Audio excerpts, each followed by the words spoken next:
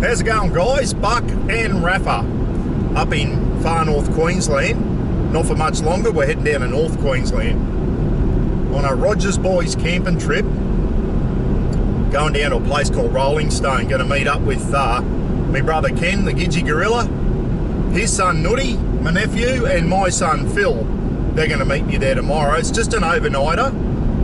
I was hoping to be a two-nighter, but Ken and Nutty want to go to the Cowboys game in Townsville on Sunday afternoon to watch them play the Gold Coast Titans. So I'm going to go down and join up with them actually and go to the footy with Ken and Nutty.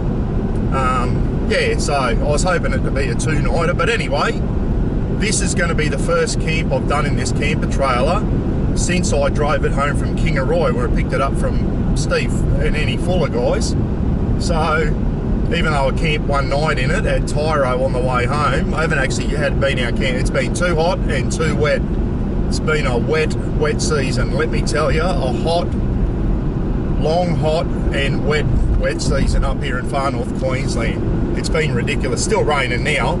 It was raining just before as I left home. I'm hoping to get down towards Townsville and hoping to bloody outrun this rain a bit. Might get a few showers, but there is blue sky down to the south, thank God.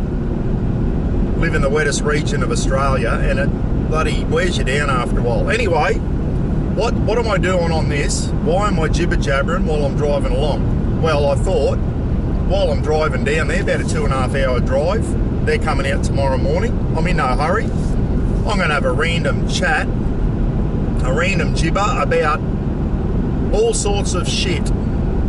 It could be about camping. It'll be, I might have a few little rants, who knows. Anything that pisses me off, I'll let you know.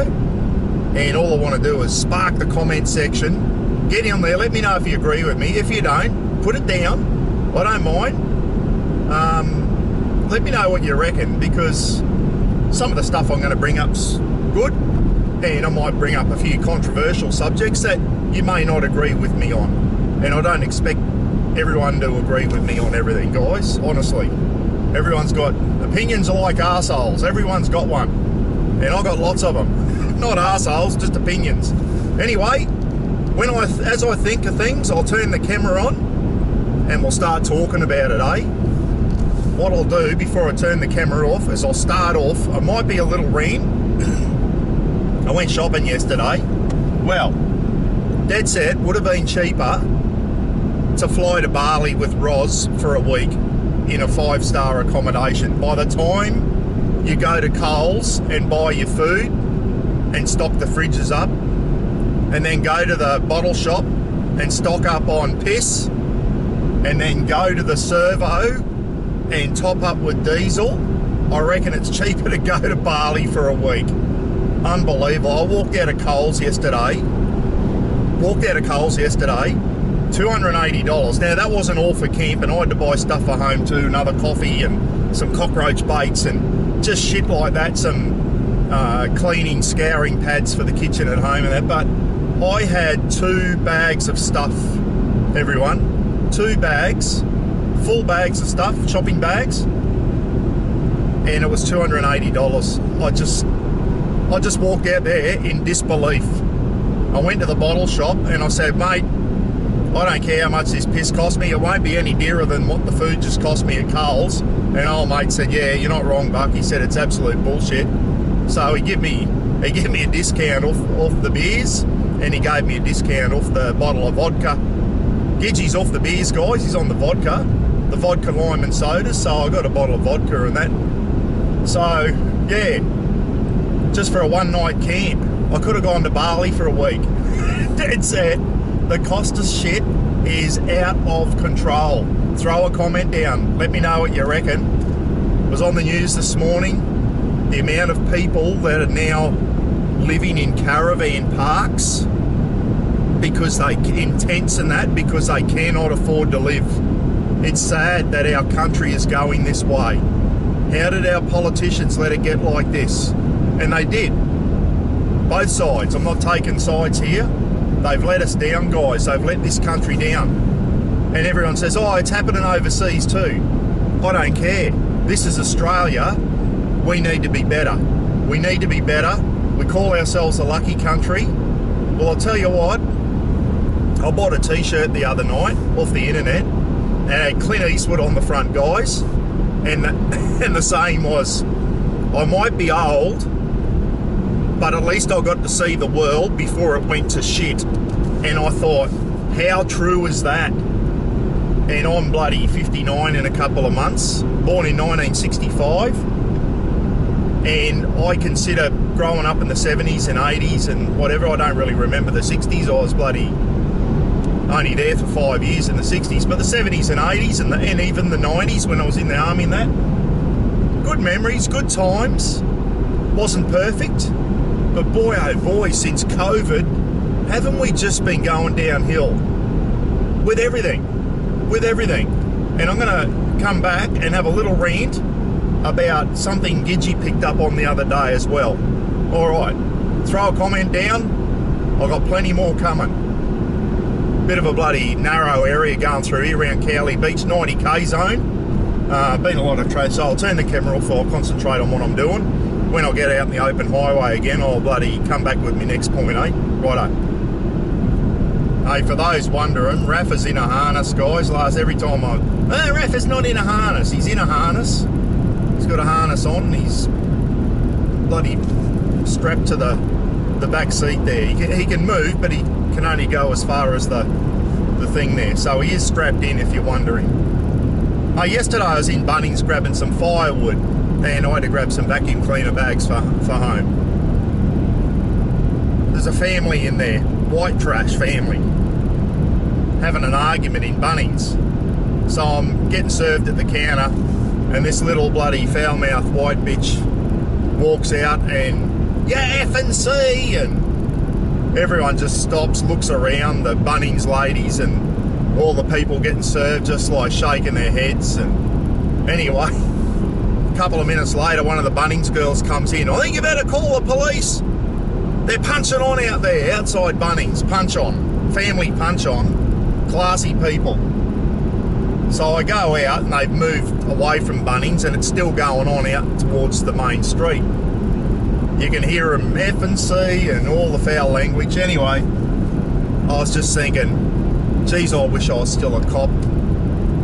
I just didn't tolerate shit like that. I would have been on the phone, get the paddy wagon around here right now, and I would have started loading her up and filled the watch house up.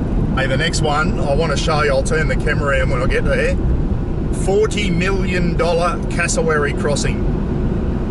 And it's just, you got to see it to believe it, guys. It's just sides like that up there. I don't know where the cassowaries are going to go. A $40 million cassowary crossing. Talk about a waste of taxpayers' money. It's like just a sheer drop on the other side. I don't know if they learned how to free fall parachute or whatever, these cassowaries. Just some of the decisions that people make these days, it's like since COVID, everybody has lost common sense and cannot make clear and concise decisions. Just here it is now. I'll turn it around. Here she is. $40 million, guys. $40 million for that. Have a look at it on the other side. It's just, it drops off into the abyss.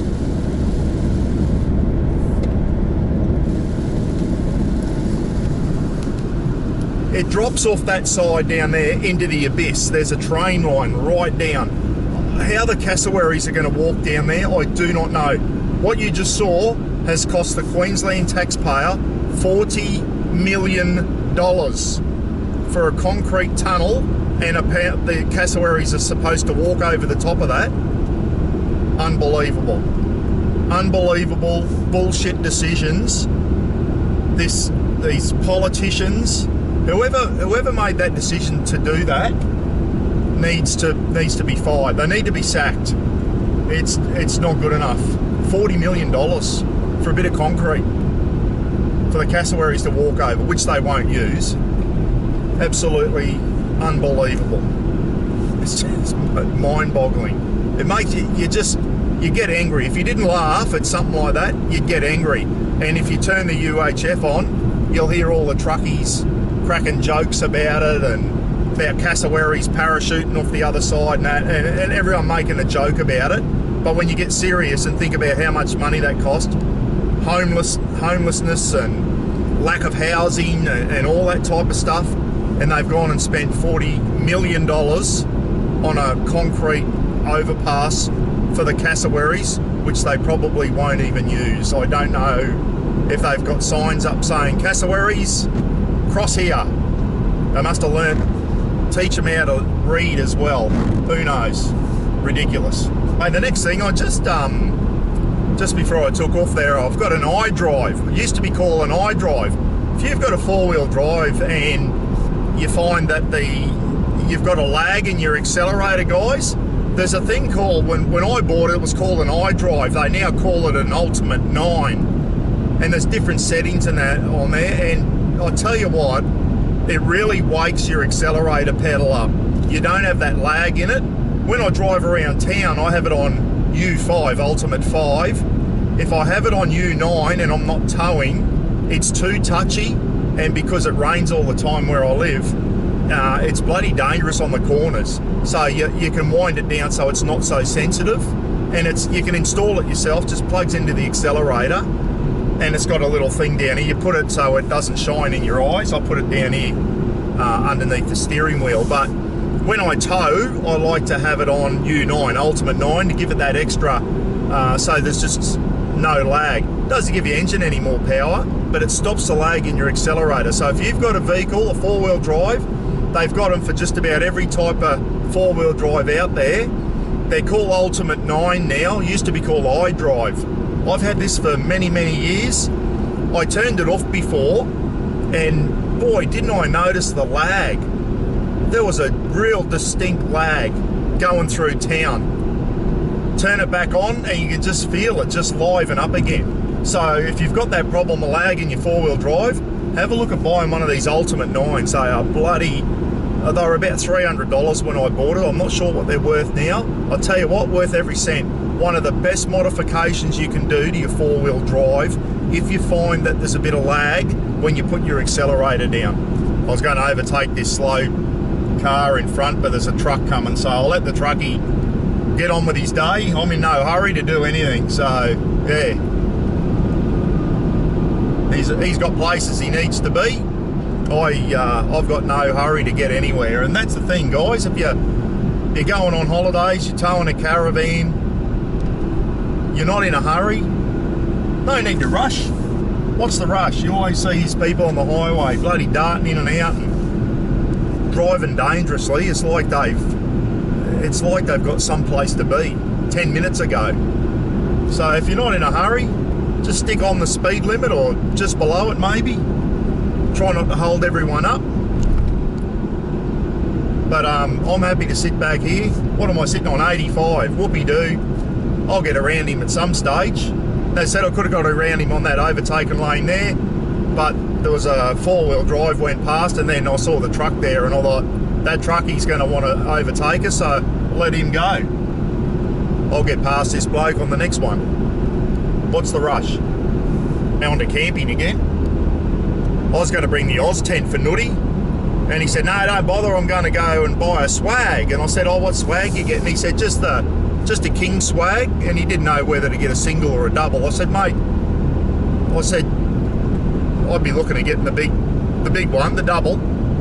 I said, plenty of room in there and whatever. But anyway, he's going to go into the King store in Townsville today, grab himself a swag, which will be good. He can throw it in the back of the Raptor, and if he needs to have a sleep on the way home from the mines and that, he'll always have the swag in the back of the Raptor there. He can roll that out and have a couple hours kip if he's too tired to drive type thing, you know. So he does a 12-hour shift, then he's got a long drive to get home. So it'd be a good thing. But I got on the thing the other day, those Big Daddy Deluxe swags, $170. You know what? They're not the best swag on the market, sure. But I'll tell you what, for $170, they're worth it. They really are. I've got one on the roof at the moment for Ken, for the Gidgee. Nutty's buying his own, and you know, there's the package deals as well. You buy the swag, and you can also get the 3x3 metre mesh King's ground mat, and a little fan, a little USB fan to go inside that's got a light on it as well. And for about $200 you get a swag, double swag, a ground mat and a little fan and light to go inside. It's pretty good value. And you know, if you're trying to get your family into camping, you know, a lot of people, you can't afford to be buying Darshi and all these other big brands and buying $700 swags. Great if you can do it, good on you. But if you want to get your family out camping, people knock Kings, guys, and I've knocked them in the past as well. But if you want to get your family out camping and be able to afford to do it, I'll tell you what, they've come a long way. When they first started off, they were shit, really. They had a lot of shit gear. They're getting better. And if you walk through the King store in Townsville, it's very well presented, it's well laid out, and they're getting a lot of gear in there now that is really good for camping. So if you want to get into camping, and if people say, Buck, I want to get out and I want to just get some basic camping gear so I can start going out camping, I'll recommend Kings to them. And I'm not ashamed to say that to them. If you're on a budget and you haven't got money to throw away on the big name stuff, go to Kings and have a look there. It's a good entry level stuff. And mate of mine at work, Tim, if you're watching, Tim said to me one day, he said, Buck, I've got kids and that. He said, I wouldn't be able to go camping if it wasn't for Kings. I can't afford all the other gear. And I said, mate, you know what, all that matters is that you're taking your family out, you're getting outdoors, and on the weekends, and you're having a camp, and it's bloody great memories for the kids. Kids remember camping for the rest of their lives. You know, like Phil and Lauren, I used to take them camping as kids. We still talk about Lauren, you know, camping over at Western Australia and Dwelling Up and Honeymoon Pool and all these beautiful places over in West Aussie. Phil still loves talking about camping on Fraser Island when he was a young boy with me. We borrowed a mate's 40 Series Land Cruiser and just had a little two-man bloody tent, and that's what we slept in on Fraser Island. It was absolutely fantastic, and the kids never forget that stuff. So the main thing is, doesn't matter what you're camping with, just get out and enjoy it. And if you're one of these people who sit there and judge people on what camping gear they've got or what four-wheel drive they've got and that, you got to stop doing it, guys. Like, who cares? The main thing is they're out there and they're having a good time, and the family's out there having a good time. That's all that matters. So anyway, I'm doing a separate clip of the camp up. So Nutty will bring he doesn't know if he's going the single swag or the double. I said, mate, get a double. I said, you're a big bloke. I don't know if the single will be big enough for you. Had a couple of extra crab claw poles, which you'll see, super peg, with a crab claw on each end. The best modification for your King swag takes that sagging sides out, and you'll see that on the upcoming clip, guys. The best modification for your King swag you can ever do is to get a couple of extendable crab claw poles, and that'll take the sag out of your King swag. You'll see it on the next clip, as I said. I think you'll see this before it happens, but next Saturday night, not tomorrow night, bloody, it's Friday today. In a week's time, I'm doing a live feed with Pete from WA Camping Adventures over there. He's a bloody good mate of mine. I've met Pete once. We've had a few beers together at the Perth 4-wheel drive show when there was a big blow-up bar there. Looked like a big blow-up castle, but it was a bar. And me, Pete and Creeber and Mitch, Pete's brother, I think it was, Mitch, and Roz, we started to get a taste for it. And Roz said, if you just want to get out and do a little interview clip with each other, you better do it now, because you're both starting to slur your words.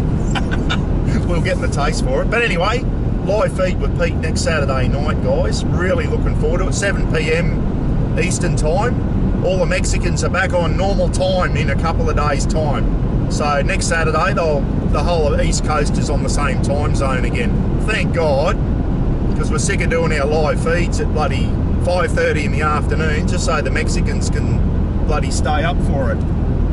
Anyway, so make sure you tune in for that one.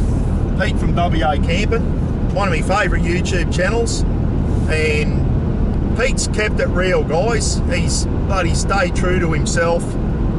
You know what I mean? He's got a few little companies that help him out over there, and he gives them a plug. he's not, I wouldn't say he's sponsored by them, but they help him and he helps them. That's the way it works, isn't it? When you're a little YouTube channel and that, and you give someone a plug and give them a little bit of exposure, and Pete's very good at doing that. And he's doing some podcasts now, which are a thing, and is it called Every Man Podcast? And they get on and listen to Pete's podcast. Very, very good. Speaking of Pete's podcasts, I'm hoping to do, Pete said, I'd love to have you over here he said, if I do one with you, Buck, I want you here in person to do it. He said, that's the way I do my podcast. And I said, well, funny that, mate. I said, I'll be over in West Aussie in September because Lauren's having a little girl in about 4 weeks' time at the start of June. No, sorry, the start of May. So I'm going to go over about September. Hopefully Roz will be with me. And I'd love to catch up with Pete and do a podcast with him, and Pete can ask me heaps of questions and I'll be on the receiving end this time. Instead of being the one asking the questions, I'll be on the receiving end at one of Pete's podcasts. Really looking forward to that. Really looking forward to it. I did a clip recently about just double checking your work when you hitch up and that. Another kangaroo in the middle of the highway. Poor buggers. Must be hundreds of them get cleaned up every night along this Bruce Highway. It's a shame to see, it really is. Anyway, I hooked up this morning. The trailer's still on there, guys. I've been driving for about 40 minutes. The trailer's still there. It hasn't come off. That's because I triple checked my work. Triple checked my work, made sure hookup was done, made sure my roof rack, everything's tied down properly on the roof rack, made sure all my tool bins and all the handles and the doors and everything on the camper trailer go around a couple of times. Go one way, check everything, go back the other way, check everything again. You can't check enough. As I said, I lost the caravan down in Tasmania off the back. Luckily I had the chains on and that saved it, but I did do some damage to the hitch. So, and that's because I got distracted and didn't check my work. So if you tow anything, a boat, trailer, garden trailer going to the tip, double check your work, guys. Last thing you want, something coming off and bloody going through someone's windscreen or whatever, or losing your camper trailer off into the bush, or worse still, it going over the other side of the highway and bloody having a head on with someone because you haven't checked your hookup procedure. If you're doing your hookup procedure, don't get distracted, and I harped on about that in my last clip.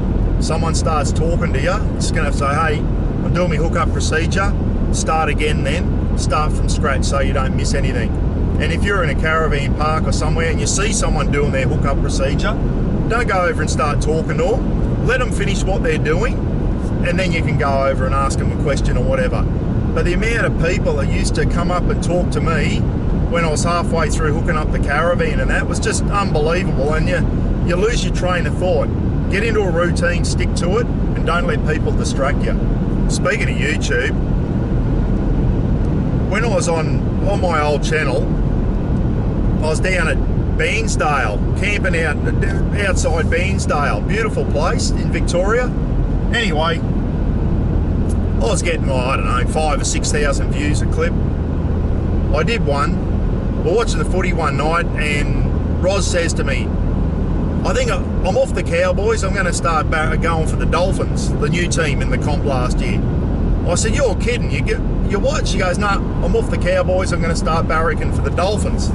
So I jokingly put a clip up and it went, and the heading of it was, trips off, this means divorce, it's all over. And I didn't do that to try and get views on my YouTube channel. I did it because I was just trying to be funny. Anyway, about 2 or 3 minutes into the clip, I said, it's all over, and I started off, and then I go, Roz is off the Cowboys, she started barracking for the Dolphins. So it was I did it as a joke. And most of the people on there the people that know me, had a laugh about it. Well, didn't I cop some flack about, oh, you're using clickbait to get views? And I certainly didn't do it to get views. I did it to get a laugh. I didn't do it to get views. Well, so instead of getting 5,000 or 6,000 views, that smashed over 20,000 views, that. it just goes to show people didn't want to watch my camping and all that type of stuff. They just wanted to watch for controversy or something, you know what I mean? Oh, what's happened to this bloke? He's getting a divorce. He's bloody... It was pathetic to see, it really was, that people just flocked to that. People I didn't even know that don't even watch the channel were flocking to that going, oh, something's happened, I'm going to watch this. You know, this bloke's divorcing his missus on the road or something. You know what I mean? It was absolutely pathetic. And all it was I having a joke because Ross said she's not barracking for the Cowboys, she's going to go for the Dolphins. And people were sending me messages going, oh, mate, I can't believe you did that just to get views. Piss off. Piss off, you friggin' peanuts. I didn't do it for views, I did it to get a laugh. And the people that know me did get a laugh out of it. The people who watch me all the time know how me and Roz are. Knows I'm a Cowboys nut. And Roz said, I'm not going for the Cowboys, I'm going to go for the Dolphins. So I kind of had a bit of a joke about it. Got a lot of views, that clip. People accusing me of clickbait. Well, have a look now. Have a look at YouTube now. Everything you see on there is clickbait. It'll be a set of tits, or a chick's ass in a bikini, or it'll be someone going like that with a picture of a caravan almost rolling. Oh, it's is this the end of the trip? And we nearly lost our caravan. Everything you see now is clickbait so that you can watch it. And some channels that I regularly watch have fallen into that trap. They're doing it as well. I did it. Old mate's got his engine up there and he's pouring water into his radiator. There's smoke coming out of the radiator. I hope he's still got his engine on. I reckon the worst thing you can do is top your radiator up when you're overheating and not have your engine running. Brad, if you see this, is that right? I've always been taught if you do need to if you're overheating, you need to put water in your radiator, keep your engine running while you're doing it. That's something I was always taught, so you don't crack the head or whatever. Anyway, a lot of the YouTube channels are doing it now. Have you noticed it? We all know about the bloody chicks using their bloody bikini asses and that to get views. We all know that. But a lot of people are doing it now. A lot of the camping channels and that, they've got to make their thumbnail dramatic to try and get people to watch. Wouldn't it be good? I used to pride myself on just providing good content and people want to watch me because I'm showing beautiful places, or people are interested in what I've got to say. People are interested in my cook-ups and all that type of stuff. That's what YouTube was designed for. I think it's just become a monster, hasn't it? It's become a beast, YouTube, and you've just got to filter through the shit now. It's just too much out there. How many more families do we need to see going around Australia in a caravan, guys? That was one of the reasons I didn't keep going with mine. It was being done to death. Filming camping trips, being done to death. That's why I'm not going to do a lot of that. It's just getting done to death, and you've got to try and... I said to someone the other day, my trip down the east coast into Tasmania, I was trying to do something a bit different to everyone else, showing the little war memorials and that in the main street of... Pick up the film there. Ken just rang me. And so anyway, let me know what you reckon. Have you noticed that on YouTube now? All the thumbnails are dramatic. I did it once and everyone unloaded on me. Everyone does it now. Everyone does it on every clip. I try not to use clickbait and whatever. I did it once as a joke, and friggin' everyone got their knickers in a knot. But everyone does it now. It seems to be it's the only way you can survive on YouTube. So many people out there now trying to make YouTube their job, and have got to rely on that. Whereas to me, I don't give a shit. It's just a hobby to me, guys. If I make a bit of pocket money out of it, it usually goes back into charity, or using it to bloody post stuff off to people who win a prize and all that type of stuff, as all the little channels do. You know, watching Ed last night, doing a live feed with Rob the Wanderer, and Ed makes, say, $150 a month off his YouTube channel, his camping YouTube channel. Ed's Camping and Four-Wheel Drive, donating a lot to the Legends charity for 6 months. You know, that's what the little YouTubers do, guys. We're not in it for ourselves. We're in it to bloody do a bit of charity work, and Steve and Annie from Soar Adventures, and Rob Richmond from Australian Camping and Four Wheel Drives, and Terry G from Handcrafted by Terry G, Phil's Camping Reviews, all those little channels, just trying to bloody put a smile on people's face and create a community, which I think we have. And speaking of which, I'm going to talk about the Mr. Buckaroonian Legends community once I finish here at Carball, because I probably won't grab a pie. I had a Chico roll when I refueled. Speaking of refueling, it was $1. It was $2.02 a litre, which is bullshit, isn't it? Really, still too dear for diesel. 4 cents off, got it for $1.98. Remember Crazy Dog saying before COVID hit, diesel was about $1.60 a litre, and then COVID hit and bloody everything went pear-shaped. Jay said, you watch after COVID, diesel will never come down to where it was, because people have got short memories. Sure enough, we think now, oh, it's $1.98, that's pretty good, it's under $2 a litre. Before COVID, a couple of years ago, it was friggin' $1.60 a litre. It should be back there now. And we just got short memories. It should not be $2 a litre for friggin' diesel. It's a rip-off. I don't care what anyone says. We shouldn't be paying that much. And we'll probably be forcing us into bloody electric vehicles. You watch that. They're going to put the price of these things up, diesel vehicles and petrol vehicles, and they'll also whack a bloody more tax on the fuel, forcing us to go electric. And we won't go down that rabbit hole. You already know where I stand on EVs. I think they're a crock of shit. Anyway, we're at Carball, my favourite rest stop. Tinkle break for Rafa. Here we go. We'll just pull in here. This is there's Bob the Pie Man, guys. Carball Pies, Jesse's Pies. Make sure when you pull in, and he's got a bloody crowd there too. Good pies, so make sure you pull in and grab a pie from the Carball Pie Man. Say g'day to Bob. Tell him Buck said to say g'day. Anyway, Rafa's had a tinkle, about 10 of them. Had a kummer. I'll grab the coffee off the young girl down there at the coffee van. And Bob sold out of pies. I didn't even get to have a pie. I wasn't going to have one anyway. He sold out. I said, good day, mate.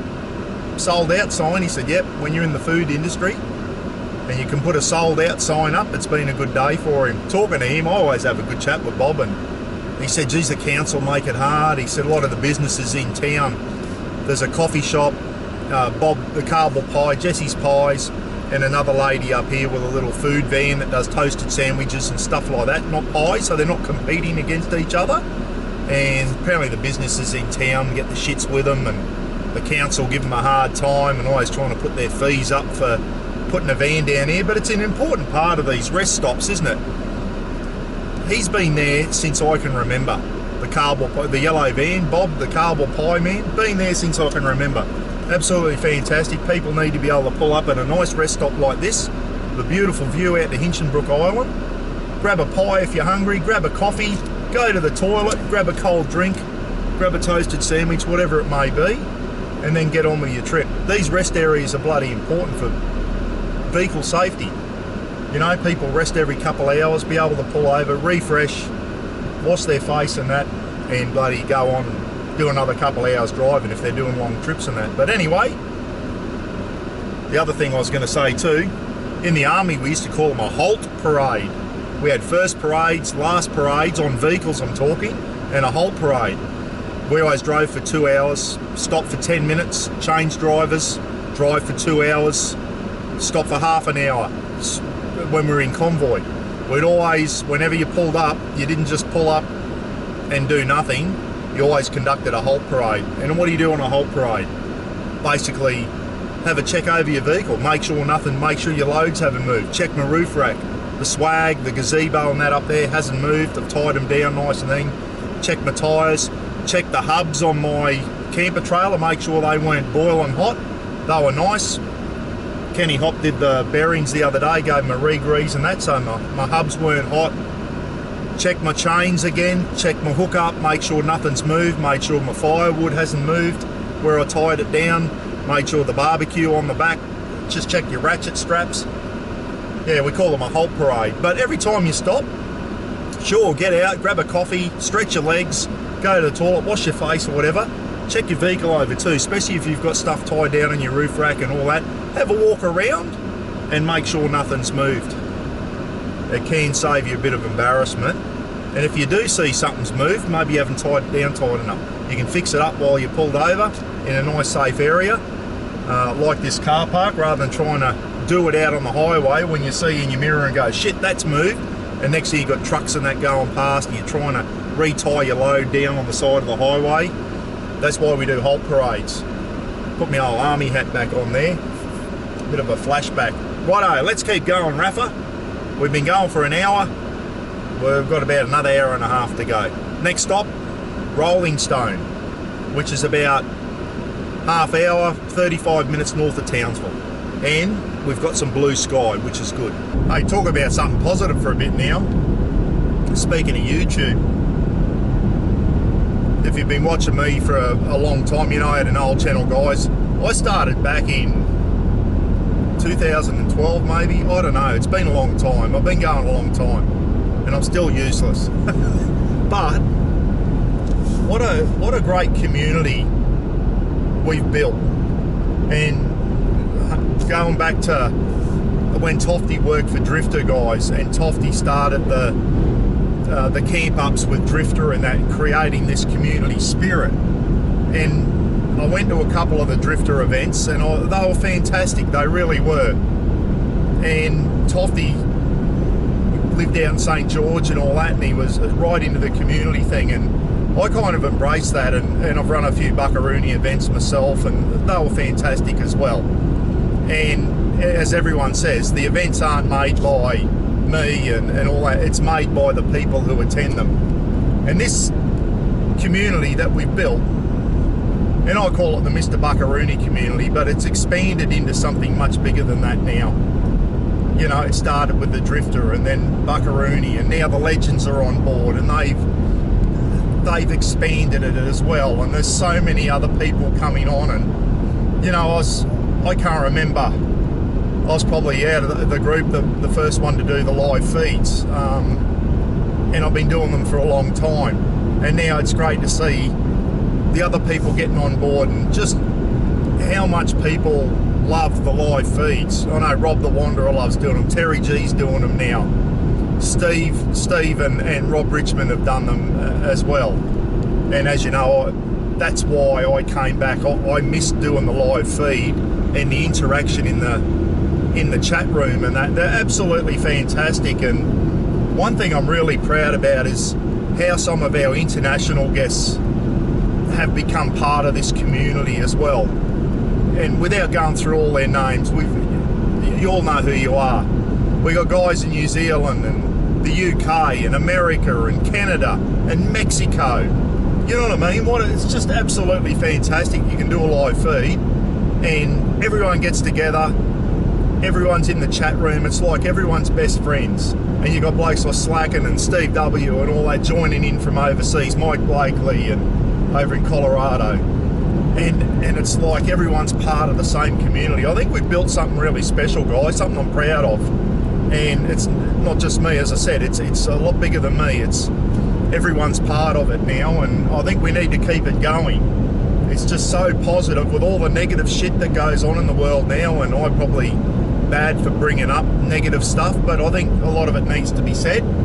It's good to get people's opinions on what's going on with the current issues in the world and all that. But when it comes to the camping community and that, and the Legends camp up in August, a lot of us are going to meet up, and a lot of people will actually get to meet in person rather than just talking to everyone on the live feeds and that.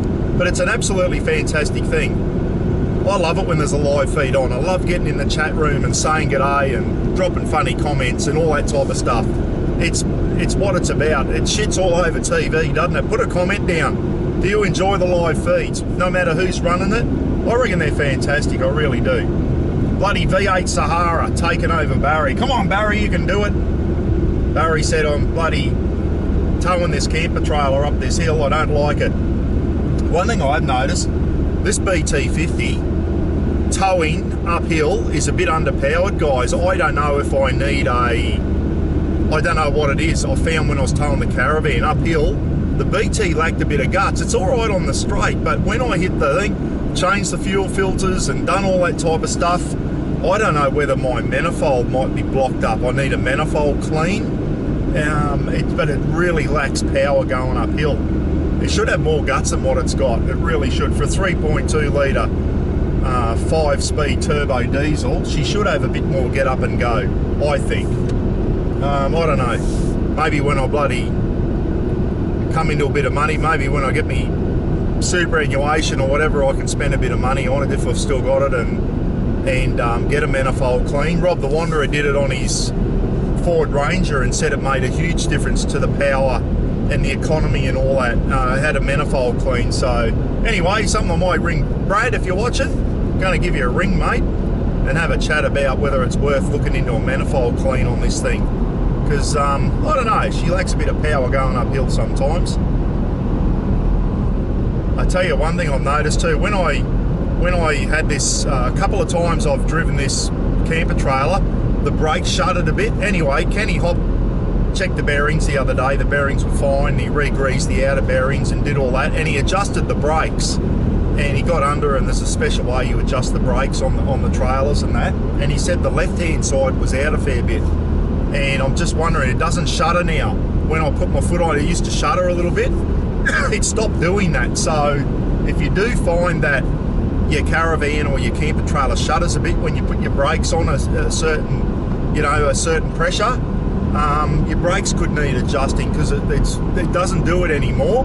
And Ken did say one of my brakes was way out of adjustment, so it seems to have done the trick. Good peace of mind too, knowing that I've got new grease in those bearings. And as I said, just did the touch test on them when I pulled up a cable, and they were only just lukewarm, which is what you want. You don't want to feel your bearings where you can't even put your hand on them. Another thing, last night on Rob the Wanderer's and Ed's 4-wheel driving's live feed, Ed's from Victoria, guys. He went up to Cape York there, and he actually went across to Thursday Island. Something I want to mention, and I've mentioned in a lot of my clips, you know, Roz's Torres Strait Islander guys. A lot of people go up to Cape York, they go as far as the tip to the sign, they turn around, they come back. And Ed said when he got to the sign, he must have just spent an hour and a half standing there just looking and taking it all in. He said people get down there, take a photo, and they go again. They've travelled thousands of kilometres, they get a photo and they piss off. It's like, why? And I agree with Ed. Ed said I just stood there with me mate and we took it all in. We just took it in. You can look out. The first two islands in the Torres Strait are just off the tip of Queensland, guys, at that sign. I forget their names now. I used to know their names, I can't remember them now, but just off the tip there, the first two islands, uninhabited of course, they're the first two islands in the Torres Strait. And someone said to Eddie, you're going to go up to Thursday Island. He wasn't going to, and he did, and he's glad he did. And this is where I'm going with this conversation. If you go to Cape York, go the extra step, everyone. Go the extra step. Get the ferry from Seisha, which is up on the tip. The ferry, the big ferry, and when I say a ferry, it's a beautiful big boat. On your way to Thursday Island, you'll hear music from the Mills sisters, which are Roz's aunties, and Uncle Seaman Dan, who's Roz's uncle, who was Roz's dad's cousin. Uncle Seaman Dan, famous musicians from the Torres Strait. I'm trying to turn me UHF off, but it won't. Friggin' hell. Anyway, go up to Thursday Island. There's forts there and cannons and all that type of stuff. There's so much to do on there, and then get the ferry over to Horn Island. A little ferry that goes across to Horn Island, which is only a hop, skip and a jump from Thursday. And over there is a wonderful museum, and that museum is in relation to Horn Island during World War II, and also the pearl diving days, which Uncle Seaman Dan was a pearl diver, and Roz's dad was involved in it too. The pearl diving days up in the Torres Strait, when they used to dive for pearls with the big bloody helmets on their head. A dangerous job, it really was. Absolutely fantastic. Go into the Thursday Island butcher, say good day to Toshi. Toshi Nakata is Roz's cousin.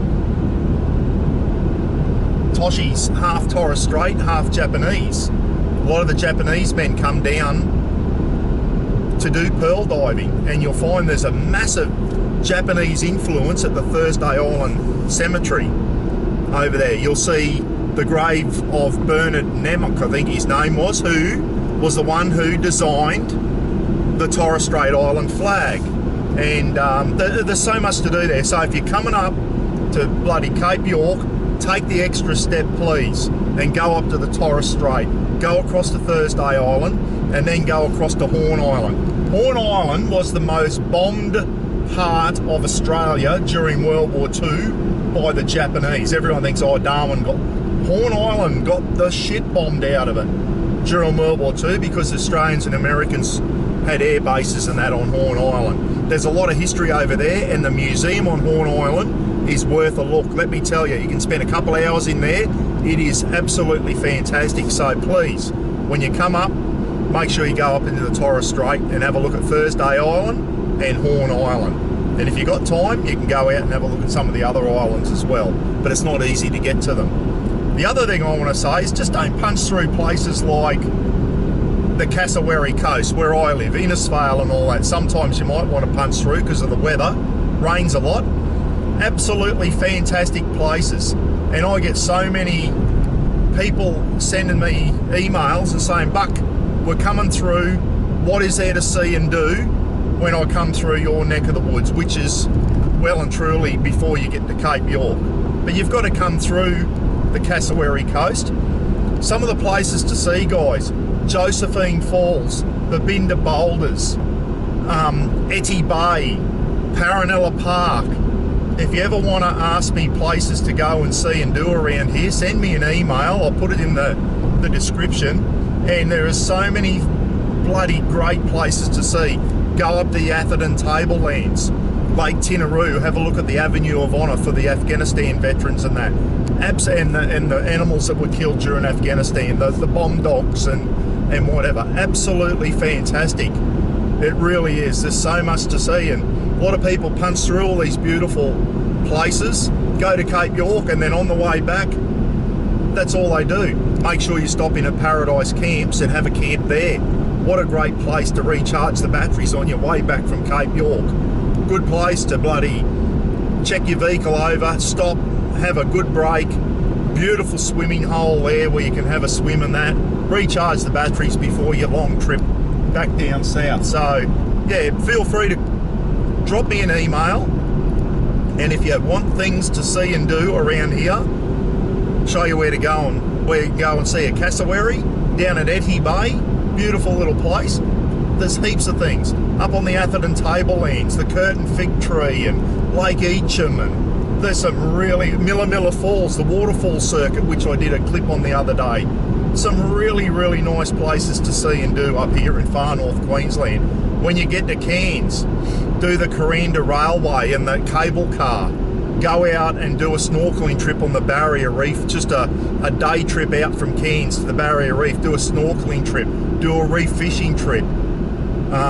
The cable car and the Corinda, get the train, the Corinda Rail. It's one of the best railway things in the world, they reckon. So picturesque.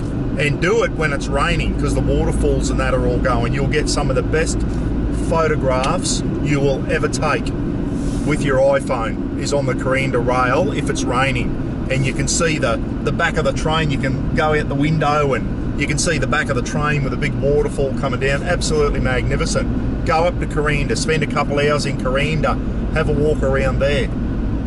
Stunning places to see up here in far north Queensland. Just coming through a little town called Ingham. Everyone gets Ingham and Innisfail mixed up. Ingham's an hour north of Townsville. Innisfail's another 2 hours up the road where I live, guys. Another place that I have not been and I must go, and I don't go there because you can't have Rafa, it's National Park. Wallerman Falls. It's the highest waterfall in Queensland, apparently, Wallerman Falls.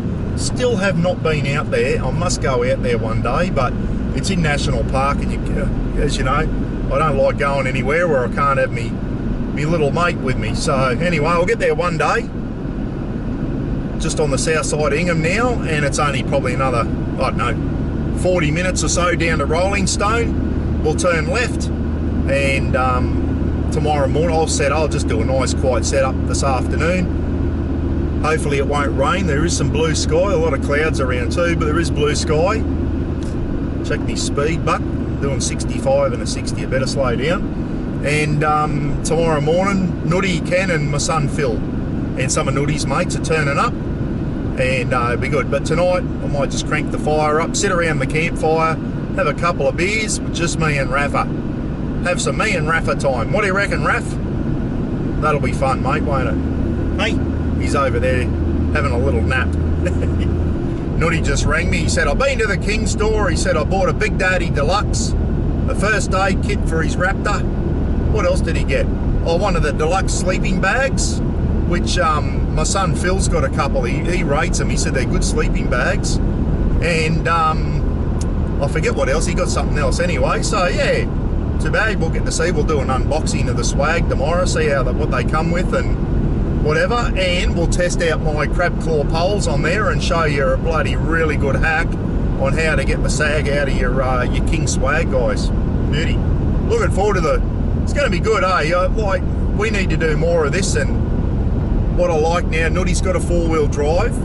He's been to the 4-wheel drive shop and he's grabbed the swag, and you know what I mean? Get him out tomorrow sitting around a campfire. He's off to BCF now to get a good esky, he said, to strap an esky in the back, and he can throw some ice in and throw some beers. He doesn't need to kit it up with it. You don't need a dual battery and a fridge and all that. If you're going to go away for a weekend, an esky's fine. But bloody get a good one of those good insulated eskies, and you can still go away for the weekend with an esky, guy. A lot of people think they have to have a fridge. You don't. You don't need a fridge. If you're going for a long time, maybe so. That's how we used to camp in the old days, wasn't it? Bloody eskies. And they did the trick. Go away for a 3-day camp. An esky did the job. And you don't have to worry. All you got to worry about is bloody, as your ice melts, just tip a bit of the water out. You have to worry about your battery going flat and all that shit. Anyway, I'm not too far from the turn off. It's good to see, and I hope Nutty gets the camping bug. I'm sure he will. Sitting around a fire tomorrow night, having a cook up and that, he'll get the camping bug, you can guarantee it. It'd be good to get Gidgy into it too. Something Ken's never really got into, camping. I think the army turned him off camping. Going bush in the army, they'd turn anyone off camping. But hopefully Ken will get into it too. No better way to relax and de-stress than sitting around a campfire, is it? And you all know where I'm coming from when I say that. Looking forward to tomorrow, getting the bloody Rogers boy, me brother, me nephew and my son together. I think it's going to be special, and hopefully it's the first of many times that we can do this. Ken's always been down south, and Phil used to live in New South Wales. Well, guess what? 3 of them are in Townsville now, and I'm in Innisfail, 3 hours up the road, so there's no excuse now. We can get together and we can start doing some good camp ups. Anyway, that'll do, guys. I can think of lots more shit. This will go for an hour otherwise. You want me to have a gibber about some other subjects? Put it down in the comments. Let me know what you reckon, if you agree, disagree, all that type of shit. And we should be able to get a good camping clip. A few clouds about. Big black one over there. We'll see how we go. No, my luck is Brett Hooker around. If Brett Hooker's around, it will rain for sure. Or Fuller. Fuller's having a bit of bad luck with the weather at the moment too. As long as it doesn't rain at the Legends camp, that's the main thing. Anyway, look after yourselves. Be good to each other. Hope you enjoyed me Jibber Jabber. And we'll catch you again soon, eh? Throw a comment down. Make sure you subscribe. And if you got some ideas of what you'd like to see me do, put it down. If I can, I will. I'm really looking forward to bloody spending some time with me brother and my son and my nephew. Catch you later. Hey, just coming past the Frosty Mango. Check the Frosty Mango out, guys. If that's not Phil the Maniac's twin brother, I'm not here. Check him out. I'll try and see if we can see him. Here he comes. That's dead set Phil the Maniac's twin brother.